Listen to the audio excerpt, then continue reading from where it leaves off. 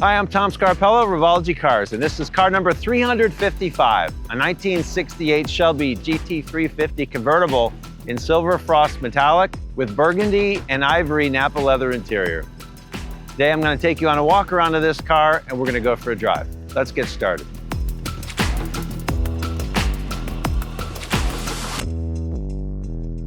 Okay, 1968 Shelby GT350 Convertible, silver frost metallic, very classy color, very subtle execution on the exterior, no stripes. The monochromatic look. Now at the front, it's all 68 Shelby with the fiberglass hood, the fiberglass front fascia, everything all original at the front with the exception, of course, of the LED lighting. At the side, 17-inch 10-spoke Shelby wheels, Cobra badging on the fender. The GT350 had the Cobra badge. The GT500 KR had a Cobra Jet badge that was unique. The client decided to delete the side stripe for a little bit of a more subtle exterior appearance. And I think it works really well because he went really expressive on the interior. So we'll get to that in a second. At the rear, all 68 Shelby, including the quad exhaust tips, which were the original style. These are slightly larger though. Now the client spec'd out the interior himself. He had a really good idea of what he wanted to do, and I think the execution is really nice. Now, one of the great things about building a Revology Mustang is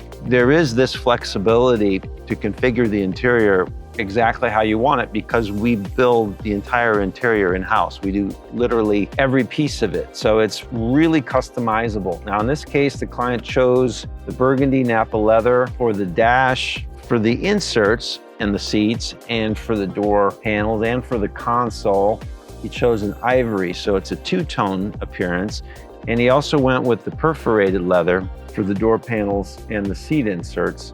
So it's a really nice execution. It has that kind of 60s vibe, that two-tone theme. It works really well. Sort of a burgundy brown carpet adds a little bit of contrast. So it's just a really nicely executed interior. And you know, it's one of the real differentiating features of a Revology Mustang is the interior because you know, we really do such a high level of interior craftsmanship, which is very unusual these days. It's kind of a lost art. About a year and a half ago, we made a major investment in our upholstery department in terms of the equipment that we have. And really the capability that we have now is on par with, you know, major OEMs in the luxury makes in Europe. So it's really neat and it really gives the clients a lot of flexibility. Look, the Shelby is a really expressive car, definitely as far as its exterior styling goes. Now, in this case, the client chose to downplay the exterior and put the expressiveness on the interior. And I think that was the right way to go. You can't just go expressive everywhere. You know, in the words of the immortal Eddie Van Halen, the notes you don't play are just as important as the notes you do play. And that's really the case here. So a little bit of restraint in some areas and you get more expressive in other areas, and it just gives you a really nice balance. And I think this car is really well balanced between the exterior and the interior. So enough yakking, let's go for a drive.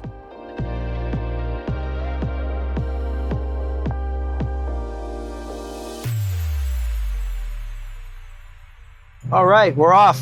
Car number 355, 68 Shelby GT350 Convertible. It is mid-February, 65 degrees here in Florida. Perfect top-down weather. So those of you that are thinking, oh my gosh, I can't believe it's so nice in Florida in February that you can drive around with the top down. Just wait a few months. It gets excruciatingly hot, then it rains every afternoon. So we have our seasons also. So the owner of this car was in a few days ago to take a look at his completed vehicle and was telling me about, you know, his Mustang collection. So he's got 6 Mustangs, all early, and decided it was time, you know, for one that he didn't have to tinker with, which makes sense. And he really thought a lot about how he wanted to spec this car out, and he built it exactly the way he wanted to build it. And, you know, I always encourage people to do that because you can.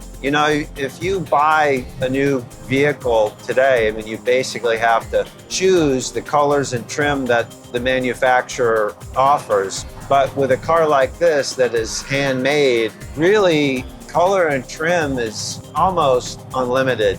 Colors definitely unlimited. We could literally paint a car any color. Interior trim is a little bit limited because we have to use OEM materials, so OEM leather, for example, to ensure that it's going to have the durability that it needs to have in a harsh environment, which automotive interior is a very harsh environment. It's just subjected to sun loading, it's subjected to abrasion, the constant in and out, and moving things in and out of the car, not just people, but whatever, briefcases, backpacks, you name it. All that stuff, adds up. So automotive interior material has to be extremely durable, and we just wouldn't build a car that doesn't meet that durability criteria. So a little bit of limitations, but still there's a lot that can be done. And even special runs of leather and special colors can be done. It's more expensive, but a lot of things are possible these days. Technology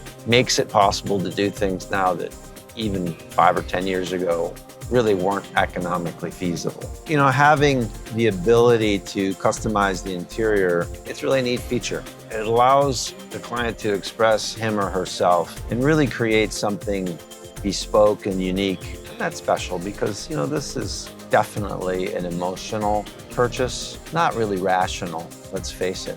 But everything in life doesn't have to be rational. Life wouldn't be very much fun if everything was rational. We've really put a lot of effort into the interior and are continuously improving the quality, the fit and finish, craftsmanship, really the sort of celebration of old world craftsmanship in the interior. All hand stitched, everything is done by hand. It's extremely time consuming, excruciating attention to detail, but the result is just spectacular. So it's really, really cool. Anyway, I always encourage people, build the car the way you want it. It's for you. You've earned it. You deserve it. Don't build it for the next guy. Build what you want. We're happy to oblige. All right, so that'll wrap it up for this one, Car 355. Thanks for watching.